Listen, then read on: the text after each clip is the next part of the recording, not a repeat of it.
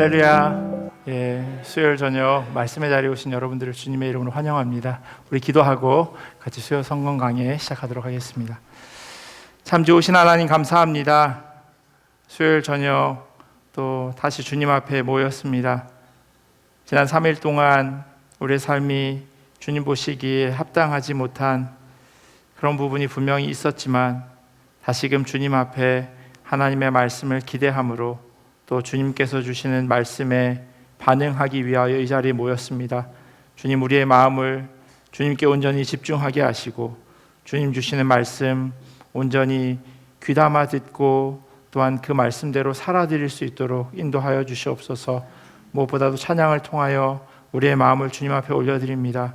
주님 홀로 영광 받으시고 주님이 함께 하시는 이 시간 될 수 있도록 은혜로 더하여 주시옵소서. 감사하며 사랑이 많으신 예수님의 이름으로 기도합니다. 아멘. 우리 주 앞에 엎드려 같이 찬양하시겠습니다.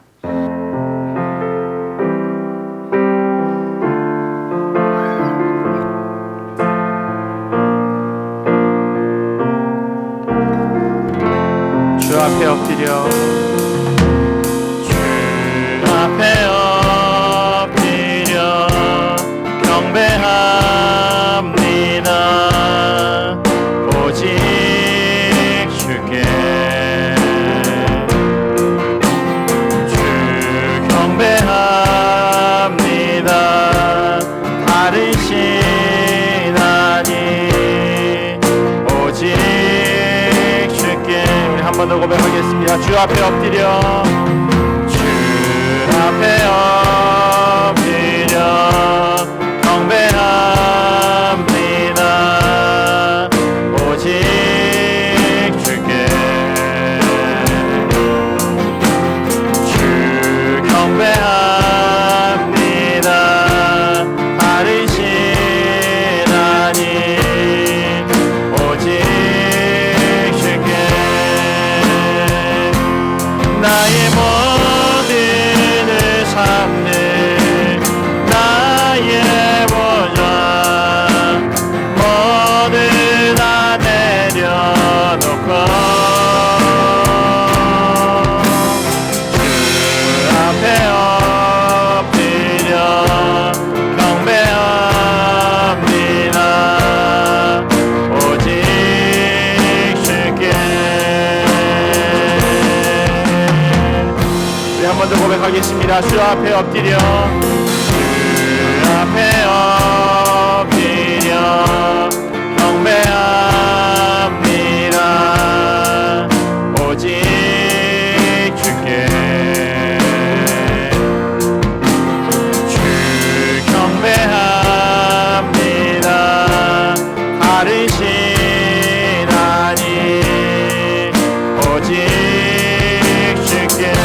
나의 모든 삶들 나의 모든 삶들 나의 보좌 모두 다 내려놓고 주 앞에 엎드려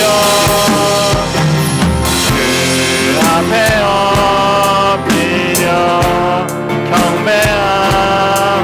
경배합니다. 오직 주께. 나의 모든 삶들 나의 모든 삶들 나의 보좌 모두 다 내려 나의 모든 삶들 나의 모든 삶들 나의 보좌 모두 다 내려놓고 앞에 엎드려 경배합니다. 오직 주께. 완전하신 나의 주 완전하신 나의 주 그의 길로 날 인도하소서. 행하신 모든 일 주님의 영광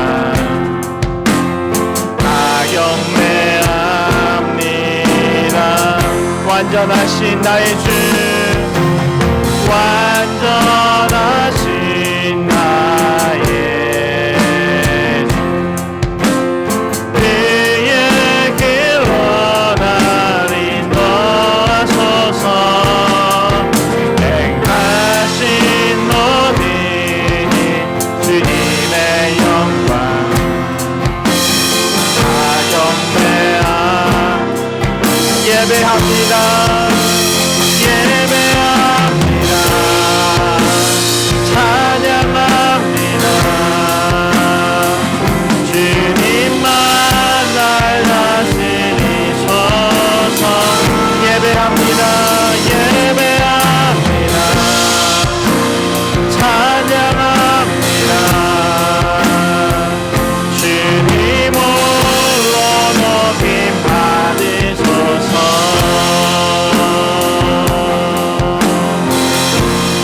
완전하신 나의 주, 완전하신 나의 주, 그의 길로 날 인도하소서. 행하신 모든 일 주님의 영광 다 경배하 예배합니다. 예배합니다. 찬양합니다. 주님만 날 다스리소서. 예배합니다. 예배합니다. 찬양합니다. 주님 홀로 예배합니다. 예배합니다. 찬양합니다. 주님만 날 다스리소서. 예배합니다. 예배합니다. 찬양합니다. 주님 홀로 높임 받으소서.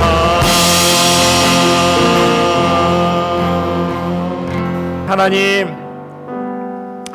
이 저녁 사도행전을 통하여서 우리가 어떻게 살아야 하는지 다시 한번 살펴보고자 합니다. 주님께서 우리 각자에게 말씀하여 주시고 또 주님의 음성 기대하는 마음으로 잘 받아들일 수 있도록 하나님 은혜 더하여 달라고, 듣는 자와 전하는 자가 함께 하나님의 말씀으로 듣고 반응하는 이 저녁 되게 해달라고 우리 함께 같이 기도하며 나아가겠습니다. 기도하겠습니다. 하나님 감사합니다. 우리로 하여금 하나님 말씀 듣게 하시고 하나님의 은혜 가운데 귀한 자리로 우리를 인도하여 주시니 감사합니다. 각 심령 가운데 하나님의 말씀이 귀하게 들려지는, 심겨지는 하나님 이 저녁 될 수 있도록 주여 인도하여 주시옵소서. 주님보다 앞서지 않게 하시고 주님의 말씀에 온전히 귀 기울이며 하나님의 음성에 기대하는 마음으로 반응하는 이 저녁 될 수 있도록 주여 인도하여 주시옵소서. 하나님 말씀의 씨앗이 귀한 옥토밭에 하나하나 뿌려졌을 때 하나님 그 말씀이 귀한 열매 맺기를 간절히 원합니다. 하나님이 기뻐하시는 대로 그렇게 살아드리는 그런 결단이 있는 자리 되기를 간절히 원합니다. 부족한 자를 통하여 하나님 말씀이 선포되어질 때 하나님의 음성으로 온전히 들려지는 귀한 이 저녁 될 수 있도록 하나님 함께 하여 주시옵소서. 그렇게 기대하며 주님 나아가오니 주여 은혜로 더하여 주시옵소서.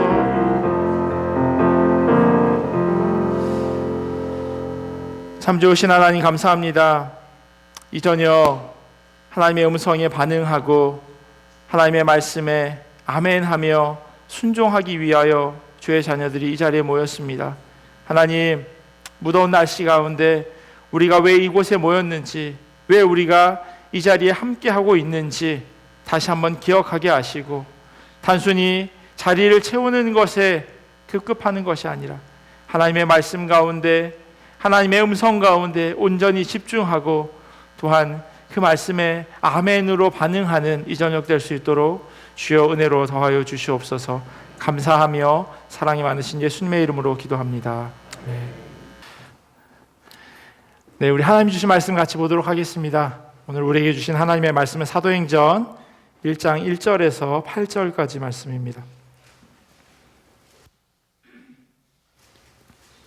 사도행전 1장 1절에서 8절까지 말씀 한 절씩 교독하고 마지막 8절 말씀은 함께 읽도록 하겠습니다. 제가 먼저 1절 교독합니다. 데오빌로여, 내가 먼저 쓴 글에는 무릇 예수께서 행하시며 가르치시기를 시작하심으로 그가 택하신 사도들에게 성령으로 명하시고 승천하신 날까지의 일을 기록하였노라. 그가 고난받은 후에 또한 그들에게 확실한 많은 증거로 친히 살아계심을 나타내사 40일 동안 그들에게 보이시며 하나님 나라의 일을 말씀하시니라. 사도와 함께 모이사 그들에게 분부하여 이르시되 예루살렘을 떠나지 말고 내게서 들은 바 아버지께서 약속하신 것을 기다리라. 요한은 물로 세례를 베풀었으나 너희는 몇 날이 못되어 성령으로 세례를 받으리라 하셨느니라. 그들이 모였을 때에 예수께 여쭈어 이르되 주께서 이스라엘 나라를 회복하심이 이때이니까 하니 이르시되 때와 시기는 아버지께서 자기의 권한에 두셨으니 너희가 알 바가 아니요 오직 성령이 너희에게 임하시면 너희가 권능을 받고 예루살렘과 온 유대와 사마리아와 땅끝까지 이르러 내 증인이 되리라 하시니라. 아멘. 하나님의 말씀입니다. 그 서포머 징크스라고 하는 말이 있더라고요. 저는 영어로는 잘 모르고요. 보통 그 프로야구 선수들 보면 2년차 되는 그 징크스를 서포머 그 징크스라고 영어로 이야기하는데 뭐 번역하면 뭐 2학년 징크스 뭐 이렇게 번역해 볼 수 있을 것 같아요. 보통 뭘 처음 하면요, 대부분의 사람들은 기대감이 있기도 하지만 또 긴장함이 있죠. 뭘 처음 해본다고 하는 것. 그러다 보니 잘 못하기 때문에 어느 만큼의 수준으로 이걸 해야 되는지 모르는 거예요. 그러니까 열심히 하는 겁니다. 그러니까 대학교 1학년 들어가서 부모 떠나서 이거 공부를 어떻게 해야 될지 모르니까 최대한 시키는 대로 열심히 하고요. 프로야구 선수들 같은 경우에는 입단한 첫 해 정말 열심히 누구보다도 일찍 나와서 연습하고 끝나고 다 선배들이 집에 가도 혼자 남아서 나머지 공부하듯 훈련하고 그래서 첫 해 자기도 모르게 너무 좋은 그런 성적을 내게 됩니다. 근데 2년 차가 되면요, 2년 차가 되면 이제 좀 익숙해지는 거예요. 작년에도 뭐 이 정도 했는데 보니까 선배들도 뭐 이 정도 하던데 그러면서 자기가 했던 그거보다 확 줄입니다. 그러면 운동선수들 같은 경우 신인상을 받았던 그런 선수들이 그 다음 해에 그와 같은 좋은 성적을 내지 못하는 것이 너무나도 많이 발견됩니다. 영어도 마찬가지인 것 같아요. 흔히 1편이 더 낫네 이런 이야기를 하는 그런 영화들이 많이 있어요. 1편이 성공해서 이제 그 속편을 내죠. 그 1편이 잘 됐기 때문에 많은 그런 제작사들에서 또 투자를 받아서 그 작품을 만드는데 결과물이 1편처럼 전편처럼 그렇게 좋지 못하는 경우가 참 많이 있습니다. 옛날 영화지만 람보, 로키, 다이하드 시리즈 뭐 이런 것들이 스타워즈도 마찬가지고요. 첫 번째 나왔던 그 작품이 두 번째 나왔던 작품보다 훨씬 더 좋고 더 많은 흥행을 거두는 경우가 있습니다. 하지만 언제나 그런 건 아니에요. 1년 차 때 정말 잘했던 사람이 2년 차 때 더 잘하는 경우가 있다는 거예요. 영화로 치면 전편이 흥행했는데 두 번째 나온 그 시리즈가 더 많은 흥행을 하는 경우도 있습니다. 터미네이터, 스파이더맨, 엑스맨 이런 것들이요 1편보다 2편이 더 많은 흥행을 하게 됩니다. 작품성이나 흥행에서 높은 평가를 받게 되죠. 물론 이런 결과가 나오기 위해서는요 1편의 그 기초가 튼튼해야 됩니다. 그러니까 1년 차 때 잘 훈련이 되어져야 2년 차 때 좋은 결과를 얻게 된다는 겁니다. 그렇지 않으면 2편이 속편이 나올 수가 없게 되죠. 저희가 신구약 한 권씩을 지금 강해하고 있어요. 제가 처음 와서 마가복음을 쭉 1년 넘게 하고, 물론 이제 중간중간에 이제 여러 특강이 있긴 했지만 마가복음을 하고, 그리고 구약으로 가서 사사기를 저희가 끝냈습니다. 그리고 나서 다시 신약으로 넘어오게 됩니다. 원래는 사도행전을 보기 전에 누가복음을 먼저 봐야 하는데, 저희가 마가복음과 누가복음이 생각보다 많은 겹치는 부분이 많이 있다 보니까 누가복음이 아니라 그냥 저희가 사도행전으로 같이 말씀을 나누고자 합니다. 예수님의 행적을 기록한 마가복음, 그리고 그 다음에 예수님을 따라갔던 사람들이 어떻게 살았는지에 대한 기록이 바로 사도행전의 큰 물줄기를 이루고 있습니다. 사도행전이 후편이라면 전편이 분명히 있을 거예요. 제가 전편과 후편을 이야기했는데 사도행전은 후편이거든요. 사도행전에 전편이 있어요. 성도들한테 종종 퀴즈를 내면 알면서도 자기도 모르게 이렇게 생각보다 대답이 더 먼저 나와서 틀리는 문제가 있어요. 그게 뭐냐면, 이 사도행전을 누가 썼느냐라고 하는 질문이, 사도행전 누가 썼나요? 누가 썼다고요? 답을 알려드렸잖아요. 사도행전 누가 썼어요? 이렇게 물어보면 누가 썼어요? 이렇게 대답하면 되는데, 그 사도라고 하는 그것 때문에 자기도 모르게 사도 바울이요 이렇게 튀어나오게 되는 거예요. 알면서도 그렇게 틀리는 게 이 사도행전인 것 같아요. 그러니까 사도행전의 전편, 사도행전을 누가가 썼기 때문에 그 전편은 누가복음이죠. 누가복음이랑 사도행전은 이렇게 내용이 이어지는 겁니다. 사도행전이 누가복음의 속편인 것은요, 사도행전 오늘 저희가 읽은 그 첫 시작에도 잘 드러나 있습니다. 1절과 2절 보시면요, 데오빌려여 내가 먼저 쓴 글에는 무릇 예수께서 행하시며 가르치시기를 시작하심으로 그가 택하신 사도들에게 성령으로 명하시고 승천하신 날까지의 일을 기록하였노라 라고 되어 있으니까, 앞에 먼저 썼던 그 글에 이런 이야기를 썼었습니다 라고 설명을 해주고 있습니다. 그러니까 사도행전보다 먼저 쓴 글, 그게 바로 이 누가복음이고, 누가복음의 시작을 보면요, 이 사도행전과 연결된다고 하는 것을 알 수 있어요. 누가복음 1장 1절부터 4절까지 한번 찾아보시겠어요?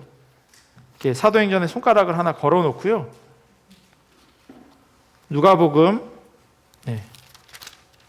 1장 1절에서 4절까지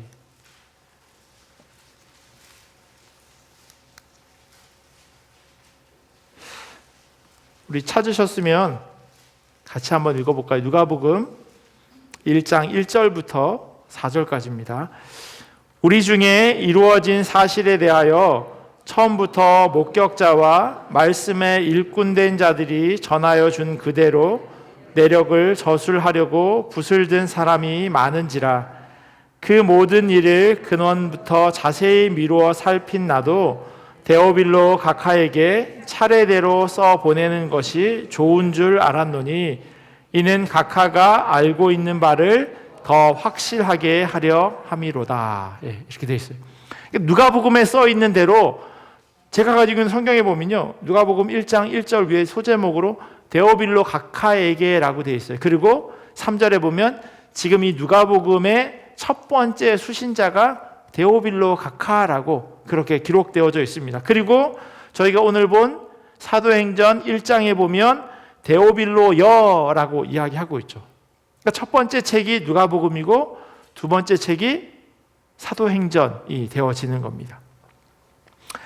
하지만요, 이 책이 별도로 쓰여진 건 아니에요. 신약학자인 김득중 교수님의 설명에 따르면 셰익스피어가 햄릿을 썼고 로미오와 줄리엣을 쓴 것처럼 누가가 누가복음을 썼고 사도행전을 쓴 것으로 이해하는 건요, 똑같은 이해가 아니라는 거예요.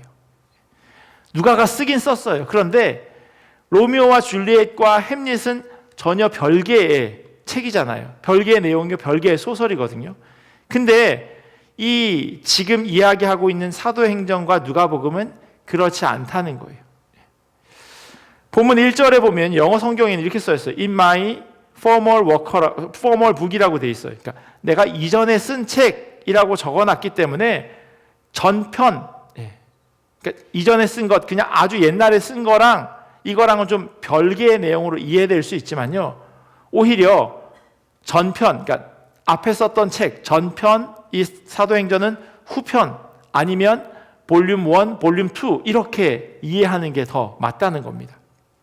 이게 무슨 차이가 있냐면요, 한 저자가 쓴 두 개의 책이 아니라 하나의 책이라는 겁니다. 마치 사무엘 상하, 열왕기 상하와 같은 그런 비슷한 류의 책이라는 거예요. 물론 똑같진 않아요. 왜냐하면 사무엘 상하는 한 권의 책인데 그걸 두 개로 쪼개놓은 건데요, 이 누가복음과 사도행전은 약간의 시간 간격이 있어요. 같이 쓴 건 아니에요. 하지만 전혀 별개의 두 개의 다른 책이 아니라는 걸 이야기하고 있는 겁니다.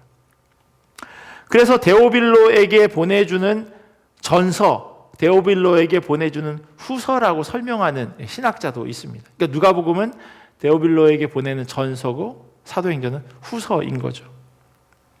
그러면 당연히 전편의 내용, 그리고 그 내용의 대상, 배경이 같은 흐름을 가질 수밖에 없습니다. 공통된 관점으로 써여졌다고 하는 마태, 마가, 누가는요, 그 주 독자가 분명히 구별되어져 있어요. 예수님의 행적이 기록된 복음서임에도 불구하고 이 책의 주된 독자가 다르다는 겁니다. 마태복음의 경우는 제가 말씀드렸지만 유대인 출신의 기독교인들이 주된 독자예요. 그러니까 이분들의 뿌리는 유대교에서 온 사람들인 거예요. 그러니까 유대교를 백그라운드를 하고 있기 때문에 거기에 입각해서 설명을 해줘야 훨씬 잘 이해를 하는 겁니다. 그래서 마태복음 1장을 열자마자, 그러니까 신약을 열자마자 족보가 쭉 나오는 이유가 바로 거기 있어요. 마태복음의 주된 독자는 유대인들, 그리고 유대인들에게 예수님을 설명하기 위해선 아브라함부터 시작해서 14대, 그래서 예수님이 다윗의 후손이다. 그러기에 우리가 그렇게 기다리는 메시아, 구원자다라고 하는 것을 이해시킬 수 있는 겁니다. 근데 마가복음은요, 로마에 있는 이방인 출신의 기독교인들을 주 독자로 하고 있습니다. 초대교회 로마의 박해가 심해졌을 때 성도들을 격려하고 또 그들로 하여금 소망 가운데 믿음을 지키며 살아가라고 하는 그런 내용으로 적혀져 있어요. 그래서요, 마가복음 설명할 때 제가 말씀드렸지만 아주 급해요. 그냥 시작하자마자 예수님의 태어남과 마태복음이나 누가복음은 그런 예수님의 유아 시절이나 어떻게 태어났는지가 기록되어 있지만 마가복음은 그걸 설명할 겨를이 없어요. 아주 급하게 바로 그냥 사도 세례 요한이 나와서 바로 설명을 하는 것으로 시작합니다. 그러면 누가복음 그리고 사도행전의 주된 독자는 누구일까요? 누가복음은요, 마가복음과 같이 이방인들에게 복음을 전하기 위해서 쓰여졌습니다. 그래서 유대인이 아닌 그들이 상종하지 않으려 했던 사마리아인에 대한 비유, 우리 모두가 잘 알고 있는 그 사마리아인에 대한 비유가 누가복음에만 등장합니다. 왜냐하면 유대인들을 주된 독자로 한 마태복음에 그 내용을 굳이 넣을 필요는 없는 거예요. 왜냐하면 그들 마음 가운데 유대인들, 그래서 사마리아 사람들을 상종하지 않으려고 하는 그런 전 이해가 있는 사람들에게 굳이 그 비유를 해줄 필요는 없었던 거죠. 물론 데오빌로 각하에게라고 써있기 때문에요, 데오빌로도 당연히 주된 독자에 속합니다. 이 데오빌로라고 하는 이게 어떤 뜻이냐면요, 테오스, 하나님, 그리고 필레오라고 하는 사랑, 이 두 개가 합쳐져 있는 이름이에요. 그래서 하나님을 사랑하는 사람 혹은 하나님이 사랑하는 사람에게 쓰는 편지로 이해될 수도 있습니다. 그래서 어떤 신학자는요, 데오빌로라고 하는 건 어떤 한 사람을 이야기하는 게 아니라 예수 그리스도를 구주로 고백한 성도들에게 보내는 편지다, 그들이 독자들이다 라고 이야기하기도 하고요. 아니다, 데오빌로라고 하는 건 당시 로마의 높은 지위에 있는 사람들 가운데 그 이름을 가지고 있는 사람들이 많이 있었기에 분명히 특정한 수신자가 있는 그러한 글이다라고 설명하기도 합니다. 사실 이러나 저러나 그 내용을 이해하는 데는 크게 상관은 없습니다. 이렇게 전편이 누가복음이 이방인을 향한 그런 편지이기에, 복음서이기에 당연히 저희가 읽고 있는 이 사도행전도 마찬가지입니다. 누가복음의 기본적인 내용은 예수님의 탄생, 십자가 사건, 그리고 부활 이후 승천으로 끝이 나요. 그리고 이야기의 주된 배경은 예수님이 주로 활동하셨던 갈릴리 그리고 예루살렘입니다. 갈릴리에서 예수님께서 십자가를 지시기 위해서 예루살렘으로 가시는 그 여정이 누가복음의 주된 내용이에요. 전편이 그렇게 끝나요. 그러면 후편은 그걸 그대로 이어봤습니다. 갈릴리 그리고 예루살렘을 넘어서 이제 이 내용들은 이제 로마로 향해 갑니다.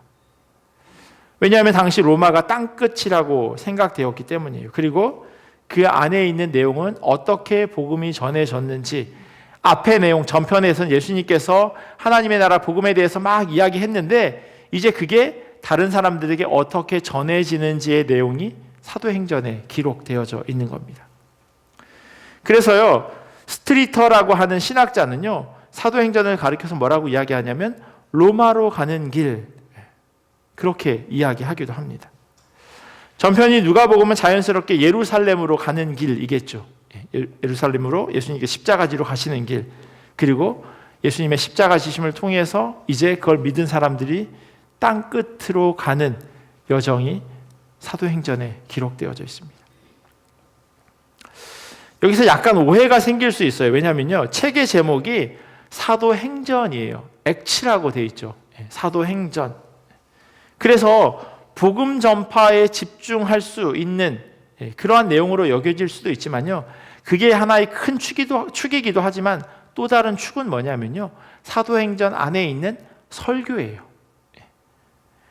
누가복음에도 예수님의 설교가 참 많이 기록되어져 있는데 사도행전도 보면요, 사도들의 설교들이 계속해서 등장합니다. 그리고 사도행전이 이야기하고자 하는 그 내용 역시 그 설교 안에 다 담겨져 있습니다. 그러니까 개괄적인 내용을 사도행전을 정리하면요, 누가에 의해서 기록된 누가복음의 속편, 그리고 예수님의 승천 이후에 복음이 로마로 전해지는 그런 과정이 기록되어 있을 뿐만 아니라 사도들의 설교 그리고 행적이 기록되어져 있습니다. 그러니까 이 책의 주된 독자는 이방인 출신의 유대교인들입니다. 그렇다고 유대교 출신의 기독교인들이 이 내용에서 소외되는 것은 절대 아닙니다. 근데 조금 특이한 것, 분명히 누가복음에는 기억하실지 모르겠지만요, 데오빌로 가카여라고 되어 있어요. 데오빌로 가카여.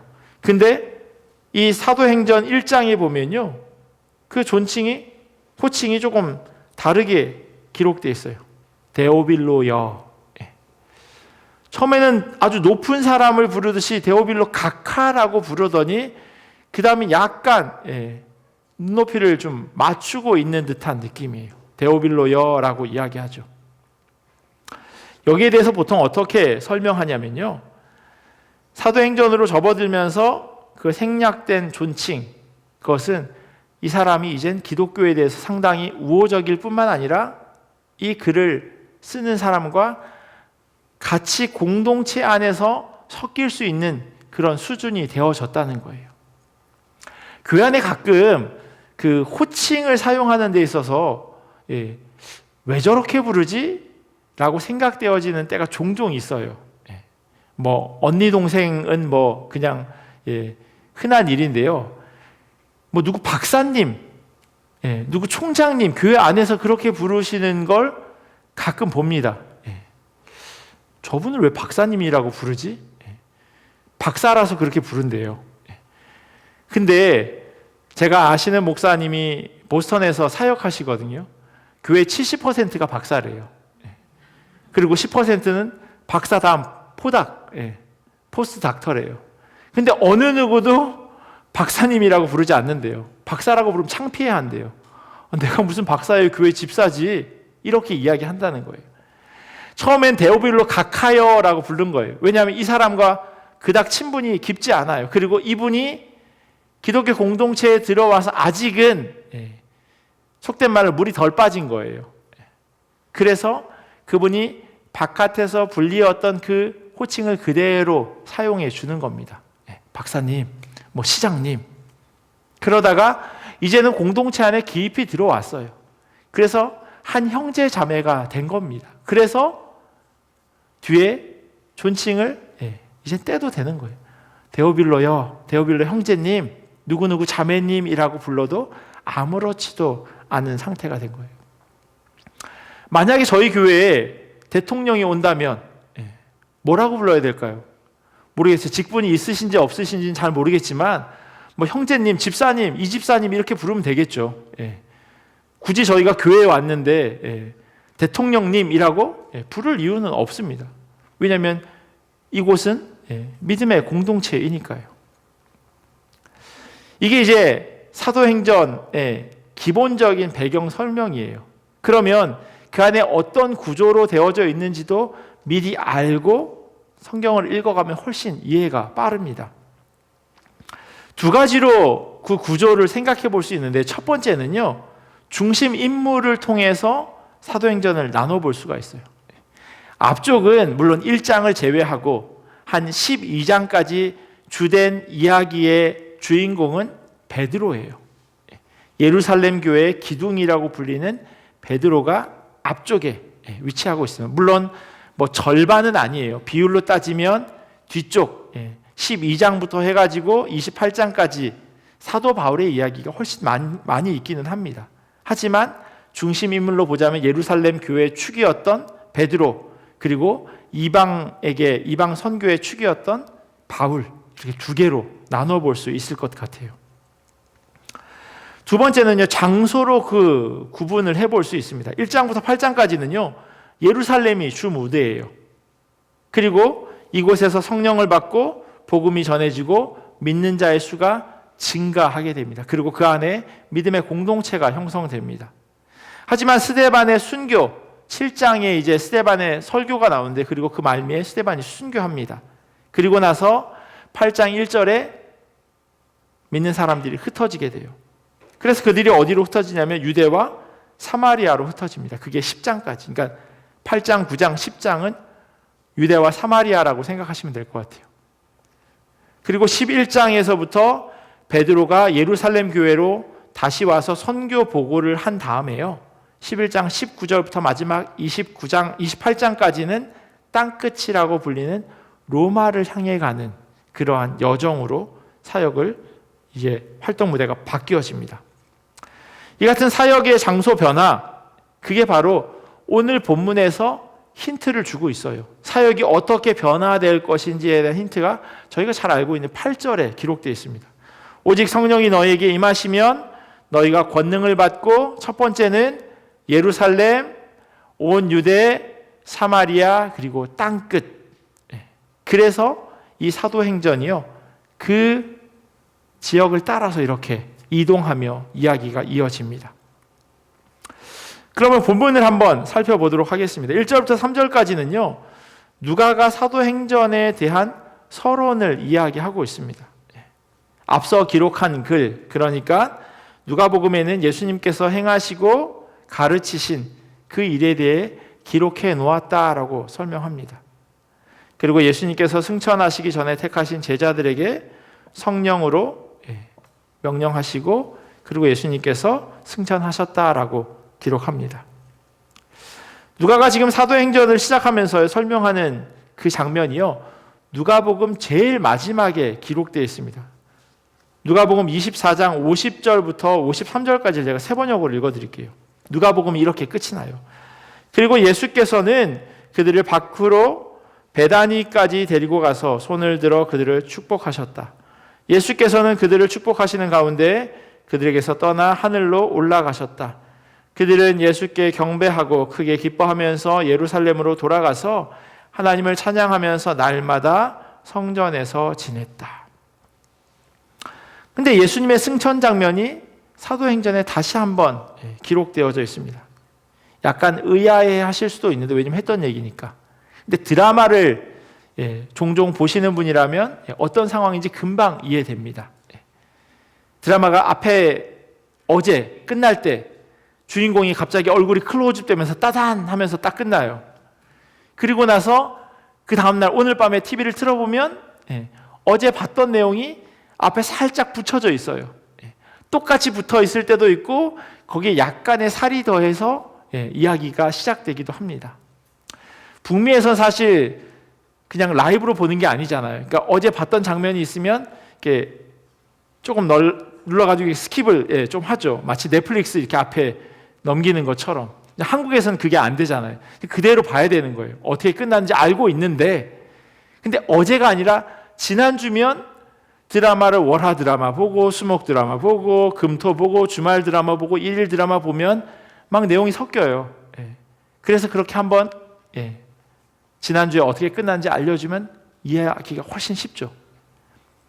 누가복음과 사도행전에 시간차가 있다고 말씀드렸어요. 그래서 누가복음이 어떻게 끝났는지 데오빌로에게 다시 한번 리마인드 해주는 겁니다. 제가 지난번에 썼던 그 내용이 이렇게 끝났어요. 기억하죠? 라고 하면서 1장의 그 내용을 담아내고 있는 겁니다. 누가복음의 끝과 사도행전의 시작이 겹쳐지는 부분, 바로 그런 효과가 있어요.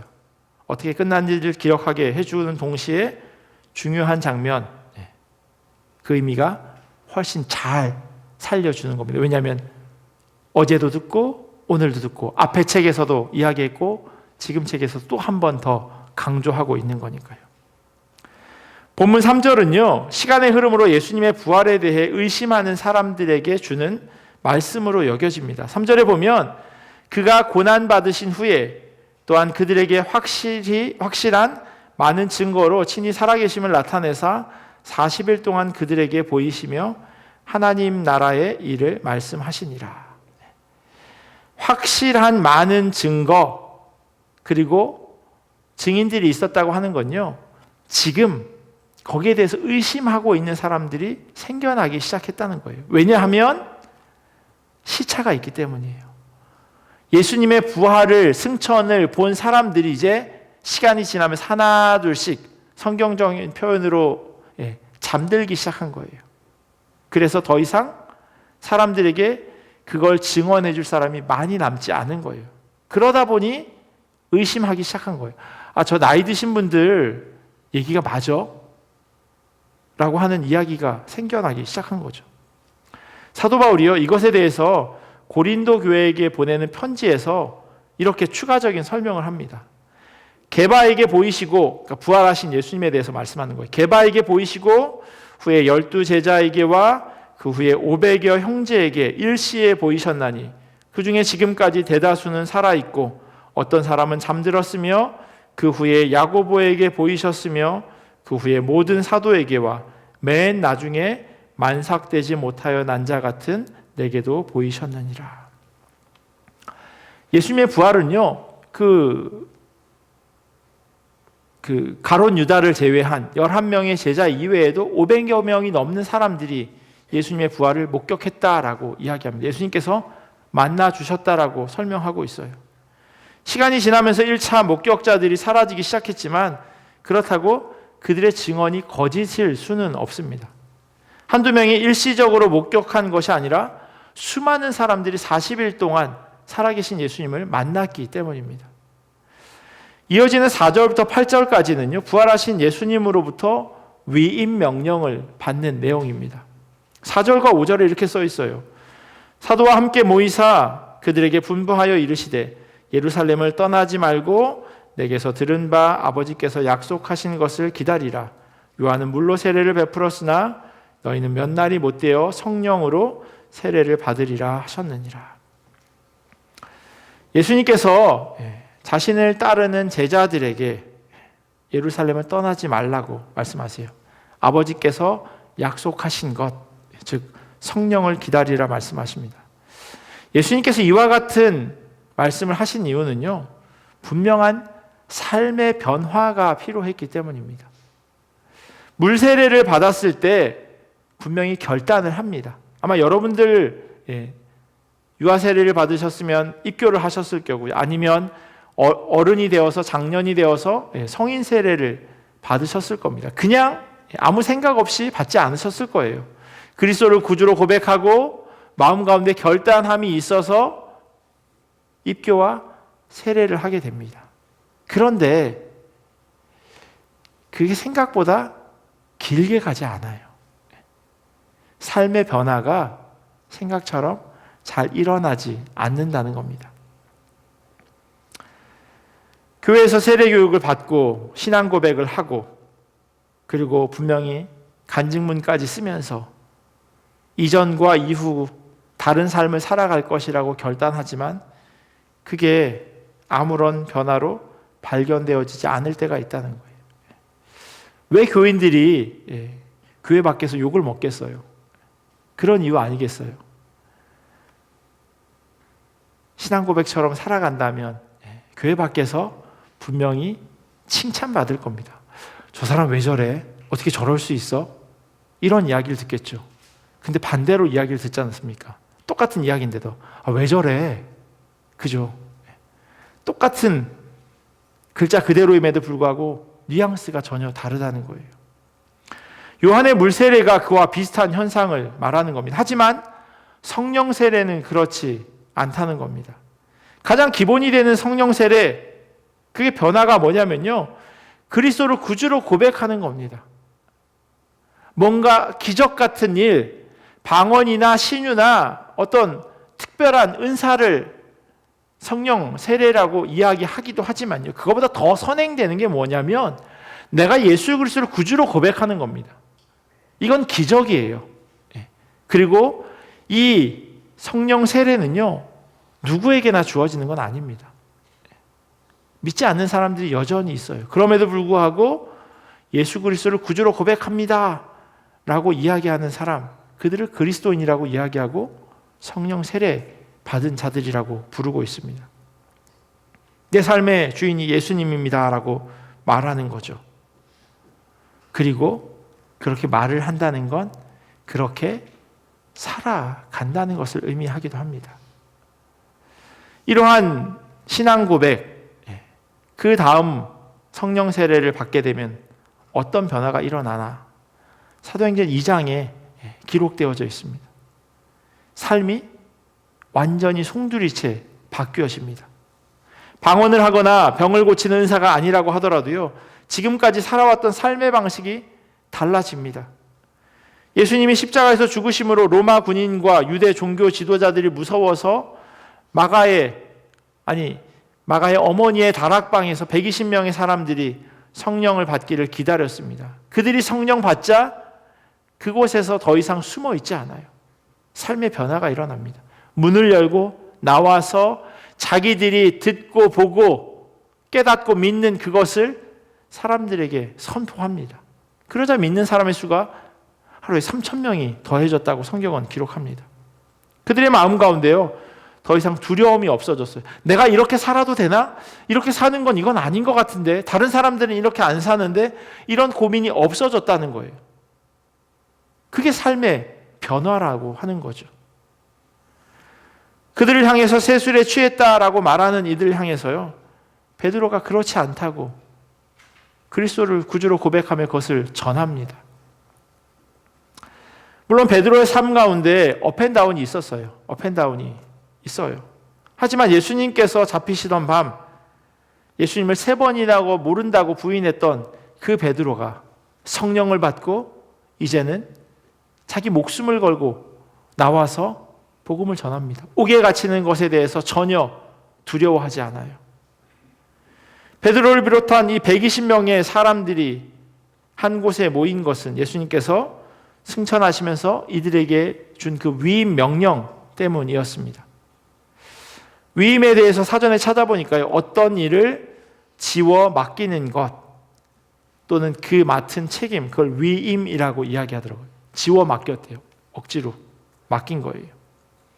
그러니까 예수님께서 하늘로 가시면서 제자들에게 이런 일들을 지워 맡기신 겁니다. 그게 바로 사도행전 1장 8절에 있는 말씀이에요. 오직 성령이 너에게 임하시면 권능을 받고 예루살렘과 온 유대와 사마리아와 땅끝까지 이르러서 내 증인이 되는 것. 주님께서요, 성령 받은 사람들이 이걸 위임하셨대요. 지워 맡겼대요. 그러니까 성령 받은 사람은 이 역할을 감당하며 사는 겁니다. 성령이 임하시는 것이 첫 번째고, 권능을 받게 되면 그러면 가장 가까운 예루살렘, 그리고 자기가 살고 있는 그 반경인 유대, 심지어 내가 원하지 않은 원수 같은 사마리아, 그리고 생전 본 적도 없는 땅 끝까지 말씀을 전하며 살아가야 한다고 성경은 말씀합니다. 그런데 우리가 너무나도 잘 알고 있는 이 말씀을 주시기 전에 하신 명령이 분명히 있음을 기억해야 합니다. 그 명령이 뭐냐면요, 4절에 있는 명령이었어요. 사도와 함께 모이사 그들에게 분부하여 이르시되 예루살렘을 떠나지 말고 내게서 들은 바 아버지께서 약속하신 것을 기다리라. 우리는 사도행전 1장 8절을 너무나도 잘 알고 있어요. 근데 오히려 1장 4절에 대해선 너무 등한시하는 것 같아요. 분명히 1장 8절보다 더 먼저 예수님께서 제자들에게 하신 명령이거든요. 예루살렘을 떠나지 말아라. 그리고 약속하신 것을 기다리라. 사람들은요, 조금만 은혜 받으면 엉덩이가 들썩들썩합니다.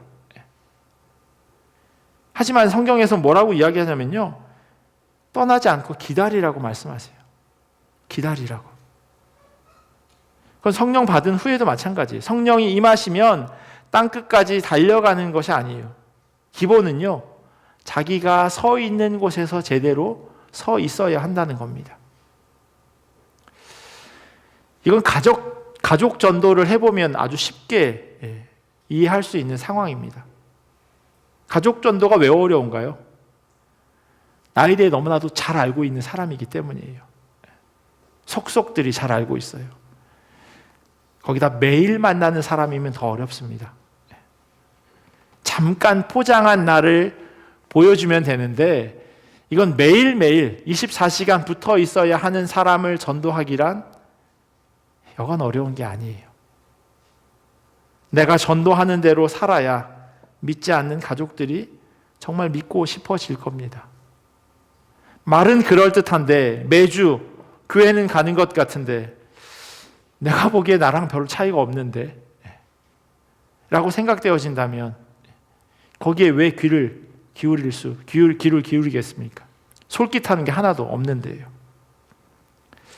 믿는다고 하는데 내가 보기에 아닌 것 같은데 라는 생각을 들게 한다면 어떻게 전도를 할 수 있겠습니까?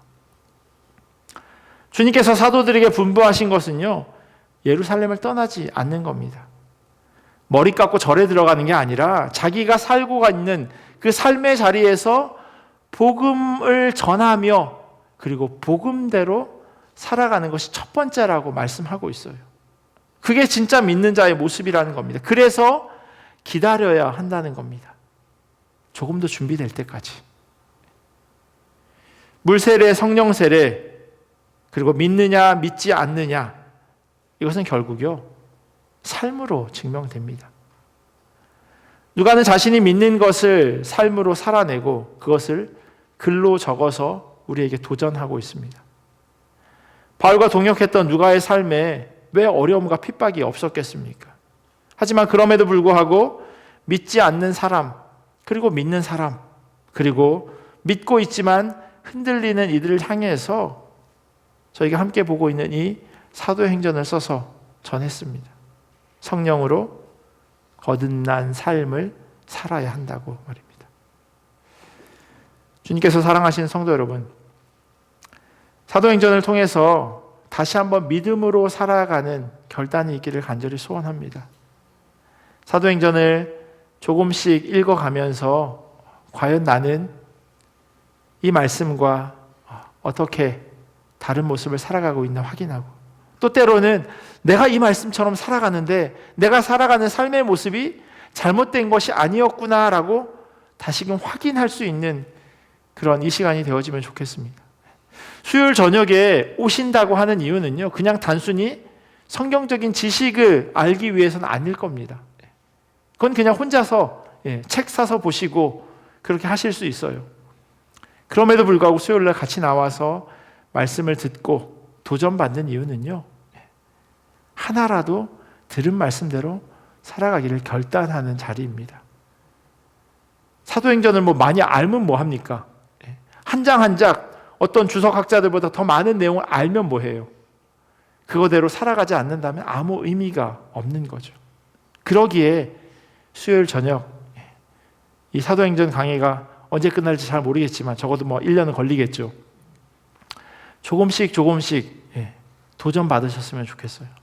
아, 믿음의 사람들이 이렇게 살았구나.